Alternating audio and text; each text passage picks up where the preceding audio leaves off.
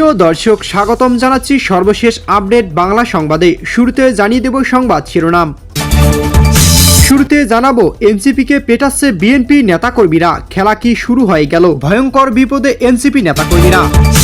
এদিকে হামলাকারী এনসিপি এবার নিজেরাই আক্রান্ত হচ্ছে সারা দেশে, বললেন তারেক রহমান। থাকছে বিস্তারিত প্রতিবেদনে। জানিয়ে দেব, শ্রদ্ধা নিবেদনে ধানমন্ডি 32 নম্বরে ঢাকা বিশ্ববিদ্যালয় শিক্ষক মারধর করে পুলিশের হাতে তুলে দিলেন জনতা। জানিয়ে দিব, হত্যার হুমকি পাচ্ছেন ঢাকা বিশ্ববিদ্যালয় শিক্ষক মোনামি। ফাঁস হচ্ছে সব একাধিক স্ক্রিনশট। থাকছে বিস্তারিত। জানাবো, আমাদের লড়াই আগের চেয়েও আরো অনেক শক্তিশালী হবে, তারেক রহমানকে ইঙ্গিত করে যা বললেন নাসিরউদ্দিন পাটোয়ারি। এবং সর্বশেষ জানিয়ে দেব, যুক্তরাজ্য থেকে টিউলিপ সিদ্দিককে দেশে ফেরাতে আবেদন করবে নির্বাচিত সরকার। সুপ্রিয় দর্শক মণ্ডলী, এতক্ষণ শুনছিলেন সংবাদ শিরোনাম। এবার জানাবো বিস্তারিত সংবাদ। তার আগে অনুরোধ থাকবে, ভিডিওটি ভালো লাগলে এবং সর্বশেষ আপডেট সংবাদ পেতে চ্যানেলটি সাবস্ক্রাইব করুন। ধন্যবাদ। এনসিপিকে পেটাচ্ছে বিএনপি, খেলা কি শুরু হয়ে গেল?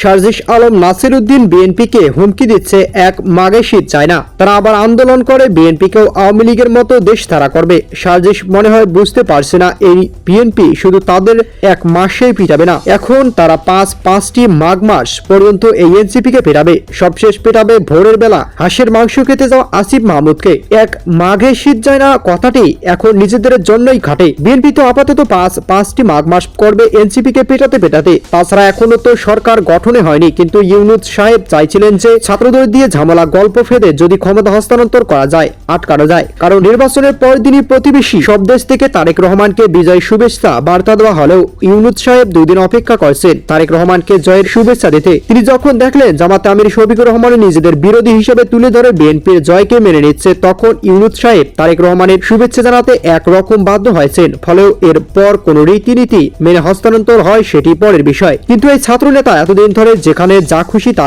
করে বেরিয়েছেন। যে কোনো নেতার ঘর ভাঙা থেকে শুরু করে চাঁদাবাজি, এমনকি চাঁদাবাজি করতে গিয়ে ধরা খেলে ওই হাসনাত সার্জিস সরাসরি স্বরাষ্ট্র উপদেষ্টাকে ঘেরাও করে চাঁদাবাজদের ছেড়ে দিতে বাধ্য করে। এখানে আর সেই সুযোগ তো নাই, উল্টো তাদের ডাকে কেউ রাস্তায় আসছে না। ফলে তাদের এখন নিজেদের পিঠ নিজেদের বাঁচাতে হবে। যদিও হাসনাত এইসব নিজেদেরকে সরিয়ে এখন ছুটি কাটানোর মুডে আছে, ফলে এনসিপির কর্মী সমর্থকদের বাঁচানোর দায়িত্ব এখন সার্জিস আর আসিফের উপর এসেছে।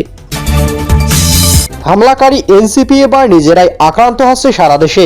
বিএনপি নিরঙ্কুশ জয়ের উচ্ছ্বাস লক্ষ্য করা যাচ্ছে বাংলাদেশে। এরই মধ্যে এনসিপি নেতারা দাবি করছেন বিএনপি জামাত এনসিপির উপরে চড়া হচ্ছে। একের পর এক ফেসবুক পোস্টে তারাই দাবি করছেন অনেক। আবারও এটাকে বলেছেন যে গত 1.5 বছরের লাগামহীন কর্মকাণ্ড, সেই কর্মকাণ্ডে তারা প্রতিদান পাচ্ছে। হামলাকারী এনসিপি এখন নিজেরাই আক্রান্ত হচ্ছে সারা দেশে। কিন্তু বাংলাদেশের রাজনীতিতে এটা কি গ্রহণযোগ্যতা পাওয়া উচিত? সারা দেশ থেকে এনসিপি নেতাদের অভিযোগ করছে নির্বাচনের দিন রাত থেকে অশান্ত পরিবেশ সৃষ্টি হয়েছে এলাকায়। এনসিপি সদস্য সচিব আখতার হোসেন রংপুর 4 থেকে সংসদ নির্বাচিত হয়েছেন। তিনি একটি পোস্ট দিয়েছেন। তিনি লিখেছেন, বিকাল থেকে হারাগাছ বিএনপি সন্ত্রাসীরা মাইকে ঘোষণা দিয়ে এনসিপি নেতাকর্মীদের ধরে ধরে আক্রমণ করছে, মারধর করে রক্তাক্ত করছে। অনেকগুলো বাড়িঘর ভাঙচুর চালিয়ে স্বর্ণালংকার, টাকা লুট, মোটরসাইকেল ভাঙচুর করে আগুন দিয়ে বাড়িঘর জ্বালিয়ে দেওয়ার হুমকিও দিচ্ছে। ক্ষমতা আসতে না আসতেই বিএনপি সন্ত্রাস শুরু করে দিয়েছে, এমনকি দাবি করেছেন আখতার হোসেন। অন্যদিকে সার্জিস আলম একাধিক পোস্ট দিয়েছেন। ওই পোস্টে তিনি লিখেছেন, ব্যক্তি নওশাদ জমির ভাই এক বিষয়, কিন্তু তিনি তার যদি নেতাকর্মীদের সন্ত্রাসী কার্যক্রম থেকে নিয়ন্ত্রণ না করতে পারে, তাহলে রাজনীতি ছেড়ে দিয়ে অন্য পেশা বেছে নেওয়া উচিত। শ্রদ্ধা নিবেদনে ধানমন্ডি 32 নম্বরে ঢাকা বিশ্ববিদ্যালয় শিক্ষক পুলিশের হাতে তুলে দিলেন উপস্থিত জনতা। ধানমন্ডি 32-এ শেখ মুজিবুর রহমানের বাসভবনে শ্রদ্ধা জানাতে যান ঢাকা বিশ্ববিদ্যালয় সমাজবিজ্ঞান বিভাগের অধ্যাপক আকম জামাল উদ্দিন। এ সময় হট্টগোলের সৃষ্টি হলে উপস্থিত জনগণ তাকে ধাওয়া দিয়ে ধরে পুলিশের হাতে তুলে দেওয়া হয়। এদিকে আজ ধানমন্ডি 32 নম্বরে যাওয়ার ঘোষণা দেন ঢাকা বিশ্ববিদ্যালয় এই অধ্যাপক। ফেসবুকে নিজের আইডিতে দেওয়া এক পোস্টে লেখেন, এ জাতির পিতা বঙ্গবন্ধু শেখ মুজিবুর রহমানের বাসভবনে গমন করে অশ্রুপাত ও শ্রদ্ধাঞ্জলি নিবেদন করবে। আজ আপনাদের দলে দলে যোগদান করার অনুরোধ করছি। এদিকে আজ ধানমন্ডি 32 নম্বরে শ্রদ্ধা জানাতে আকম জামাল উদ্দিন, পরে পুলিশ তাকে ধরে নিয়ে যায়। এ ঘটনায় কাউকে আটক করা হয়নি কিনা জানাতে ধানমন্ডি থানা ভারপ্রাপ্ত কর্মকর্তা ওসি একাধিকবার কল করে তা কেটে দেওয়া হয়।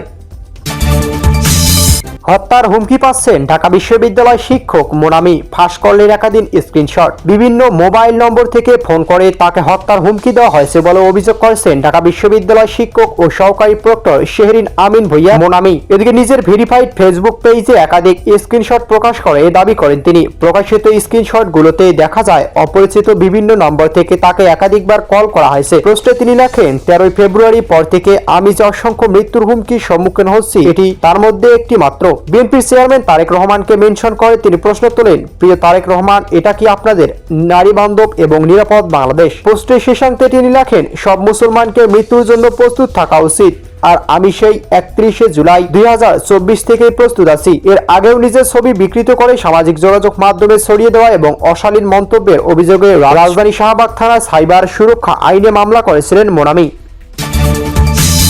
আমাদের লড়াই আগের চেয়েও আরো শক্তিশালী হবে বললেন নাসিরউদ্দিন পাটোয়ারি।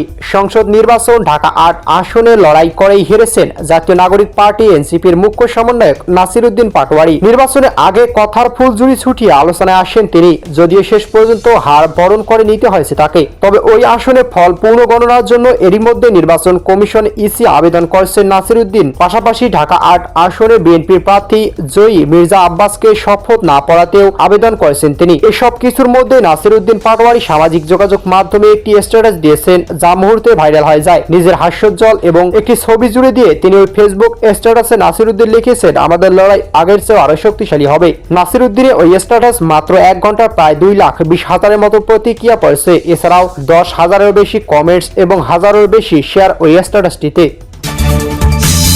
যুক্তরাজ্য থেকে টিউলিপকে দেশে ফেরাতে আবেদন করবে নির্বাচিত সরকার।